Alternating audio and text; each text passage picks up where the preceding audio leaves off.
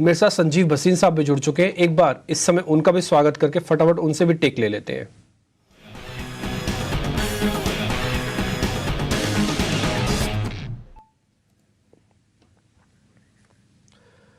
Sanjeev sir नमस्ते। पहले तो मैं आपसे यही बात पूछूंगा कि बाजार के अंदर आपको क्या और गिरावट लगती है? ऑलरेडी आपने थोड़ा हिंट किया था कि मिड ऑफ दिस मार्च या फिर सेकंड ऑफ द मार्च थोड़ा प्रेशर रहेगा। ये प्रेशर लेकिन वापस से बाय के लिए ही होगा और फिर से हम नए हाइस की तरफ बढ़ेंगे। पहले थोड़ा इसके बारे में गाइडेंस दे दीजिए कि आपको बाजार के अंदर और अभी कितनी गिरावट या और कितना पैनिक लगता है सर, फिर मैं स्टॉक्स पे आऊंगा। हाँ, गुड मॉर्निंग डिम्पी, आपको, अभिषेक और सृष्टि को। तो देखिए, 8वां दिन हो गया डिक्लाइन का, करेक्शन का, और बैंक निफ्टी ने रिकॉर्ड 7वें दिन करेक्शन किया है। आई थिंक कैपिचुलेशन हो गया है। देखिए, मिड कैप में आपको पता है सेबी डिक्टेट, म्यूचुअल फंड्स का एक्सपोजर, कुछ लोगों की प्रॉफिट बुकिंग, कुछ थोड़ा सी घबराहट, ये सब लक्ष्य होते हैं। ये सब जो पिक्चर होती है ये कैपिचुलेशन बताती है।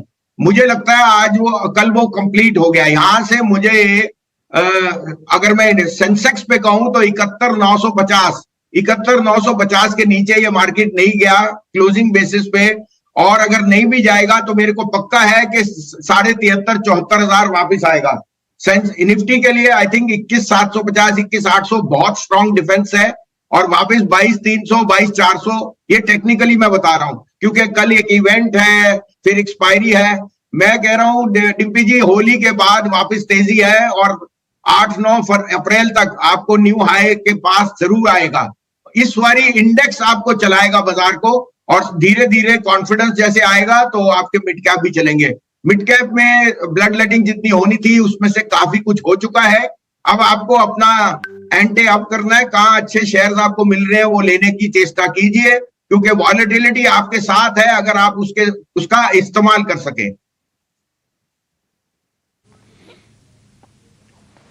भसीन साहब ठीक है, फिर आज के लिए बताइए कि आपके शेयर कौन से हैं, कहां पर आपका कन्विक्शन है? अभिषेक जी, कल का भी बता दूं। देखिए, कल मैंने तीनों बाय कॉल दिए थे। हाँ जी सर, बिल्कुल। हाँ, तीनों में से देखिए ऑलमोस्ट स्टॉप लॉस पे आ गए थे। आरईसी का स्टॉप लॉस था 424.25, वो 25 पे ही बंद हुआ है फ्यूचर जो था, और पीएफसी भी 365 पे ही बंद हुआ है। तो देखिए, वॉलेटिलिटी के दौरान अगर आप रह सके एक दिन, क्योंकि 3% का फॉल सब्सटैंशियल होता है 2-3, मुझे लगता है ओएमसी पावर फाइनेंसर्स और ओएमसीज में तो यही मौका है लेने का। ये इग्नोरेंस है कि 2 रुपए का प्राइस कट, 2 रुपए का प्राइस कट तो एक मार्जिनल इलेक्शन फेवर है। ये इलेक्शन के बाद वापस प्राइस बढ़ जाएंगी। इस बारी आईओसी एचपीबीपी का रिकॉर्ड मार्जिन आएगा, और अगर आप वेट कर रहे हैं तो इससे अच्छा मौका नहीं है। पावर फाइनेंसर्स, आरईसी, पीएफसी और आईओसी एचपीसीएल लेने की चेष्टा कीजिए। मैं फिर कह रहा हूं, जो स्टॉप लॉस है वो 425 क्लोजिंग बेसिस पे है, और 365 पीएफसी का क्लोजिंग बेसिस पे है। इंडिया बुल रियल एस्टेट भी मैंने 118 पे कहा था। मुझे अंदाजा था कि इसमें वॉलेटिलिटी है, लेकिन ये 110 के नीचे क्लोज हो गया। शॉर्ट टर्म ट्रेडर को एक बार निकलना है, क्योंकि मुझे लगता है कि जो प्रेफरेंशियल अलॉटमेंट है उस पर ये बेस बन रहा है। अगर आप थोड़ा सा नजरिया रख सकते हैं, ये 150, 150 का टारगेट आपको मिल जाएगा। लेकिन जो मेरा फर्ज है कि अगर मैंने आपको स्टॉप लॉस कहा है और वो ट्रिगर हो गया तो एक्सेप्ट करना है। आज के लिए 3 पिक्स है, आप कहें तो मैं शुरू करूं। जी जी बिल्कुल भसीन जी, बहुत बहुत शुक्रिया कल का अपडेट देने के लिए। और आज के कौन से स्टॉक्स फोकस में रहेंगे बताइए प्लीज। सृष्टि, आज सारे लार्ज कैप बेटर हैं। विप्रो टॉप पिक है। देखिए, विप्रो में बहुत बुलिश हूं, और कम से मैं 340, 380, 440। Wipro is going to be the outperforming IT stock. 494, 95 में लीजिए। स्टॉप लॉस 10 रुपए नीचे रखिए, 483, 484 का। लेकिन 525 पहला टारगेट है, और ये 540 का जो प्रीवियस हाई है वहां स्विंग हाई पे जरूर जाएगा। थोड़ा सा धैर्य रखिए। Wipro is a quality stock in the index to hold. दूसरा क्वालिटी स्टॉक है Kotak bank. Kotak has made a big bottom. ये 1700 का आप स्टॉप लॉस, मेरे हिसाब से तो 1700 का भाव ही नहीं आएगा, लेकिन 1700 का स्टॉप लॉस आप रखिए। 1705 अगर आपको थोड़ा सा कॉन्जर्वेटिव होइए। 1825, 1850 का टारगेट है, और ये एक आउट परफॉर्मर होएगा बैंक निफ्टी में। और तीसरा है इंडियन ऑयल कॉर्पोरेशन।